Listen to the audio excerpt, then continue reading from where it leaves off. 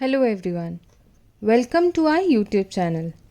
आज के वीडियो में हम हैज़, हैव और हैड के बीच का डिफरेंस बताएंगे।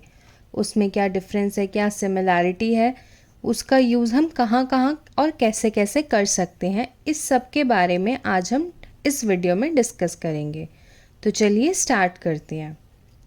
Has, have and had are auxiliary verbs या फिर हेल्पिंग वर्ब भी हम इन्हें बोलते हैं, used in English to form different tenses, particularly the perfect tenses. They can also be used as a main verb to indicate possessions. जो has, have और had हैं, ये हमारी helping verbs हैं जो हमारे tenses को बनाने में हमारी help करते हैं। जब हम tense की बात करते हैं तो ये हमारी perfect tenses में ही यूज़ होती हैं, और जब हम इसे as a main verb use करते हैं तो ये क्या शो करती है, पोजेशन। ये तीनों ही वर्ड्स क्या हैं, ये पोजेशंस बताते हैं कि हमारा किसी चीज़ पे अधिकार है या हमने उसे ख़रीदा है या हम उसे ओन करते हैं। तो इस तरीके के जब पोजेशन बताने होते हैं तो वहाँ पे भी हम हैज़, हैव और हैड का यूज़ करते हैं, लेकिन वहाँ पे हम उसे as a main verb use करते हैं। उसके अलावा वहाँ और कोई वर्ब नहीं आता। लेकिन जब हम उसे as a helping verb use करते हैं तो वहाँ पे हमारे हैव और हैज़, हैड के साथ एक और मेन वर्ब भी आती है। सबसे पहले हम हैव के बारे में डिस्कस करते हैं। हैव कहाँ कहाँ यूज़ होता है, I, you, we, they and plural nouns, इन सब के साथ हम हैव का यूज़ करते हैं, और हैव हमारा हमेशा प्रेजेंट टेंस में यूज़ होता है। अब हम देखते हैं कि जब हम हैव को as a main verb use करते हैं तो उसके क्या एग्जाम्पल्स हैं, क्योंकि वो हमें क्या बताता है, हमें पोजीशन शो करता है या रिलेशनशिप शो करता है किसी चीज़ के बीच में। तो एग्जाम्पल देखते हैं। आई हैव अ कार, मेरे पास एक कार है, मेरे पास एक कार है, मैं उसे पोजीशन, मेरा उस पर पोजीशन है, मेरा उस पर अधिकार है। नेक्स्ट, दे हैव 2 चिल्ड्रेन, उनके 2 बच्चे हैं, रिलेशनशिप है बच्चों का उनके माता पिता के साथ, तो वो क्या बता रहे, relationship. Next, I have a laptop, मेरे पास एक लैपटॉप है, वो भी मेरा है, मैंने ख़रीदा है या मैंने उसे ओन किया है। तो इस तरीके से हम as a main verb have को यूज़ करते हैं। नेक्स्ट यूज़ जो है वो हम करते हैं एज अ ऑक्सिलरी वर्ब या एज अ हेल्पिंग वर्ब। तो ये जब हमारी हेल्पिंग वर्ब की तरह यूज़ होती है तो वहाँ पे हमारे कौन से टेंसेस का यूज़ होता है, परफेक्ट टेंसेस का। और हैव हमेशा हम प्रेजेंट में यूज़ करते हैं, तो यहाँ पे हमारा क्या आएगा, present perfect tense. Example, I have finished my homework, मैंने अपना होमवर्क पूरा कर लिया। यहाँ पे have as a helping verb था और जो मेन वर्ब थी वो क्या है, फिनिश्ड। फिनिश है, लेकिन ये पास्ट प्रेजेंट परफेक्ट टेंस है, तो यहाँ पे हमारा हमेशा पास्ट पार्टिसिपल लगता है, वर्ब की थर्ड फॉर्म लगती है, इसलिए ये फिनिश्ड हुआ है। Next example, they have gone to the market, वे बाज़ार गए हैं, वो बाज़ार गए हैं। तो ये क्या है, यहाँ पे गो, जाना, गॉन क्या है, हमारी मेन वर्ब है, और हैव हमारी हेल्पिंग वर्ब है।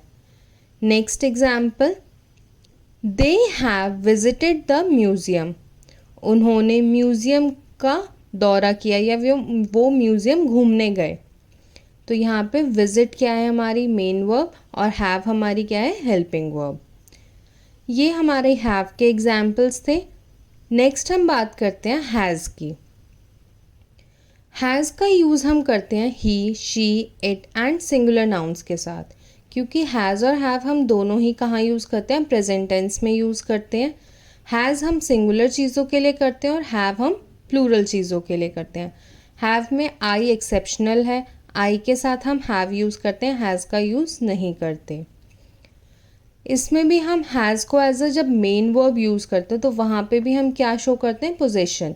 बट यहाँ पे पोजेशन शो होगा एज अ सिंगुलर नाउन, वहाँ पे पोजेशन शो हुआ था एज अ प्लूरल नाउन।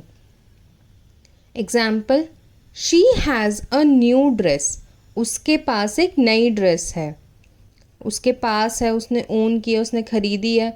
इसलिए वो क्या हुआ, इसमें पोजीशन शो कर रहा है। Next, the cat has a bell around its neck.